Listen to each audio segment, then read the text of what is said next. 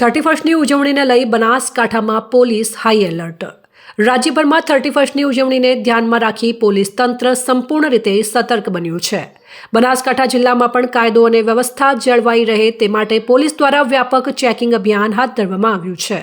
જિલ્લામાં આવેલી તમામ મુખ્ય ચેકપોસ્ટો પર એક્સ્ટ્રા પોલીસ ફોર્સ તૈનાત કરી રાઉન્ડ ધ ક્લોક ચેકિંગ કરવામાં આવી રહ્યું છે। બનાસકાંઠાની 7 જેટલી મહત્વની ચેકપોસ્ટો પર 500થી વધુ પોલીસ જવાનોનો કાફલો તૈનાત કરવામાં આવ્યો છે। સાથે જ એસઆરપી તેમજ હથિયારધારી પોલીસ કર્મચારીઓ પણ ગોઠવવામાં આવ્યા છે।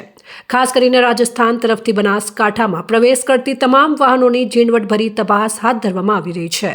પાંથાવાડાની ગુંદરી ચેકપોસ્ટ પર ડીવાયએસપી સહિત પીઆઈ કક્ષાના અધિકારીઓ જાતે હાજર રહી ચેકિંગ કામગીરીનું નિરીક્ષણ કરી રહ્યા છે। રાજસ્થાનમાંથી પ્રવેશતા તમામ લોકો અને વાહનોની સઘન તપાસ કરવામાં આવી રહી છે। આ દરમિયાન માદક પદાર્થો તથા વિદેશી દારૂની હેરાફેરી અટકાવવા માટે ખાસ તકેદારી રાખવામાં આવી રહી છે। પોલીસ તંત્ર દ્વારા અસામાજિક તત્વો પર કડક નજર રાખવામાં આવી રહી છે અને કોઈપણ પ્રકારની ગેરકાયદેસર પ્રવૃત્તિ સામે તાત્કાલિક કાર્યવાહી કરવામાં આવશે તેવી ચેતવણી પણ આપવામાં આવી છે। 31મી ઉજવણી દરમિયાન શાંતિ અને સુરક્ષા જળવાઈ રહે તે માટે બનાસકાંઠા જિલ્લા પોલીસ સંપૂર્ણપણે સજ્જ હોવાનું સ્પષ્ટ થયું છે। દ્વારા અલગ અલગ 7 જેટલી આંતરરાજ્ય ચેકપોસ્ટ ઊભી કરવાની છે।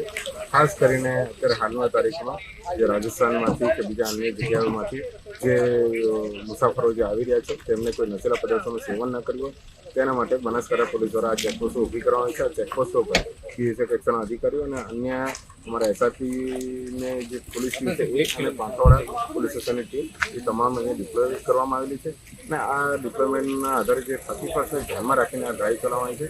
આ માત્ર એક ચેકપોસ્ટ પર નહીં પરંતુ આખા ટાઉન અને સિટી વિસ્તારમાં પણ ખાસ કરીને આ ડ્રાઈવનું આયોજન કર્યું છે જ્યાં અલગ અલગ નાકાબંધી કરીને વાહન ચેકિંગ હાલમાં કરવામાં આવી રહી છે અને આ નાકાબંધી દરમિયાન આવા જે નશીલા પદાર્થોનું સેવન કરેલ ઇસમો વિરુદ્ધ અમે કાર્યવાહી કરીશું અને આઈડેન્ટિફાઈ કરવા માટે બનાસકાંઠા પોલીસ દ્વારા ખાસ કરીને બ્રેક એનાલાઇઝરનો ઉપયોગ કરવામાં આવી રહ્યો છે અને તદુપરાંત જે આવા ઇસમો છે એમનું વિડીયો રેકોર્ડિંગ કરી શકાય એના માટે ગુજરાત સરકાર દ્વારા જે બનાસકાંઠા પોલીસને જે બોડી વન કેમેરા આપવામાં આવે છે એનો પણ અમે મહત્તમ ઉપયોગ કરી રહ્યા છીએ।